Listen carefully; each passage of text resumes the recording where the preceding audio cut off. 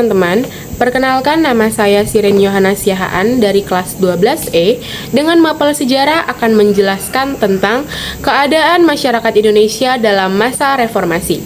Sebelumnya, kita harus tahu apa sih masa reformasi itu. Jadi, masa reformasi adalah masa peralihan dari masa Orde Baru di bawah kepemimpinan Presiden Soeharto. Indonesia pada tahun 1998 sempat mengalami krisis moneter, di mana keadaan ini mengakibatkan turunnya ekonomi masyarakat Indonesia secara signifikan, diikuti dengan kenaikan harga dolar serta kenaikan harga bahan pokok lainnya. Keadaan ini membuat banyak masyarakat Indonesia yang mengaspirasikan suaranya kepada pemerintah. Bahkan banyak mahasiswa yang juga ikut turun ke jalan melakukan demonstrasi dan juga mengaspirasikan suaranya kepada pihak DPR serta MPR. Nah, kejadian ini semakin ricuh karena terjadinya kasus di mana 4 siswa atau mahasiswa Universitas Trisakti yang tewas akibat ditembak oleh aparatur keamanan. Nah, akibat semua kericuhan-kericuhan yang telah terjadi, akhirnya masyarakat berbondong-bondong memaksa Presiden Soeharto untuk lengser dan turun dari jabatannya. Sehingga pada tanggal 21 Mei 1998, akhirnya Presiden Soeharto memilih untuk mengundurkan diri dari jabatannya dan B.J. Habibie yang saat itu menjabat sebagai wakil presiden dilantik sebagai Presiden Republik Indonesia yang ketiga. Nah, pada saat Habibie menjabat sebagai presiden inilah yang kita sebut sebagai masa reformasi. Bagaimana keadaan masyarakat Indonesia dalam masa reformasi? Mari kita bahas semua aspek satu persatu. Yang pertama adalah aspek ekonomi. Pada masa reformasi, kondisi ekonomi masyarakat Indonesia diperbaiki secara perlahan oleh pemerintahan Indonesia, di mana pemerintah mencari investor asing yang pada saat itu masih memiliki persaingan yang cukup ketat. Hanya saja pada aspek ekonomi di masa reformasi ini masih terdapat banyak kesenjangan sosial antara ekonomi di daerah pedesaan dan juga daerah perkotaan. Selanjutnya adalah aspek politik. Pada masa reformasi inilah ditetapkan sistem otonomi daerah, di mana wewenang untuk mengatur sebuah daerah lebih banyak diserahkan kepada pemerintahan daerah dibanding pemerintahan pusat.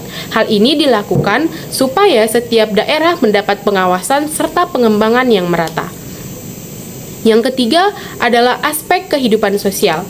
Pada masa awal reformasi, masih terdapat ketenggangan yang mengakibatkan konflik antar sosial yang bersifat etnis, di mana masyarakat Tionghoa masih dijauhi dan sangat didiskriminasi oleh masyarakat Indonesia. Sistem ekonomi yang lemah serta sistem hukum yang masih lemah pada saat itu mengakibatkan gesekan yang mengakibatkan konflik antar kelompok tersebut. Namun pemerintah dapat memperbaiki situasi tersebut secara perlahan diikuti dengan aspek komunikasi yang berkembang. Yang keempat adalah aspek komunikasi tersebut. Aspek komunikasi pada masa reformasi dikembangkan sehingga masyarakat Indonesia semuanya bebas untuk berbicara, bahkan mengaspirasikan suaranya, di mana mereka dapat menyampaikan gagasan mereka di media cetak tanpa lagi harus takut mendapat pidana. Sehingga dengan hal ini banyak muncul pemikiran-pemikiran kritis oleh anak-anak muda Indonesia yang juga menciptakan Indonesia menjadi negara yang lebih menjunjung nilai demokratisnya. Yang kelima adalah aspek pendidikan. Pemerintahan Indonesia pada masa reformasi ini semakin memfokuskan dirinya pada aspek pendidikan yang ada di Indonesia. Mereka bahkan memberikan 20% APBN hanya untuk menaikkan nilai pendidikan di Indonesia secara merata. Pemerintah juga menciptakan sejumlah kurikulum yang relevan untuk menaikkan nilai pendidikan yang ada di Indonesia.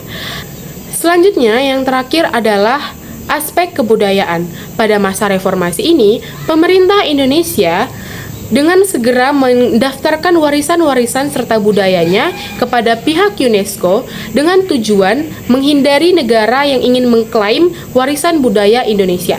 Adapun warisan budaya yang didaftarkan ke UNESCO antara lain seperti Candi Borobudur, Candi Prambanan, batik, wayang, keris, dan masih banyak lainnya. Nah, teman-teman, berikut tadi adalah penjelasan saya mengenai kondisi masyarakat Indonesia dalam masa reformasi dan permasalahan yang sedari dulu sampai sekarang belum pernah terselesaikan adalah tentang kebiasaan korupsi. Alangkah baiknya kita sebagai generasi muda yang nantinya akan meneruskan sistem pemerintahan menanamkan dalam diri kita sifat cinta tanah air supaya sifat korupsi tersebut tidak semakin turun-temurun ke kita. Jadi, sekian penjelasan dari saya. Mohon maaf apabila terdapat salah kata. Terima kasih. Selamat sore. Bye-bye.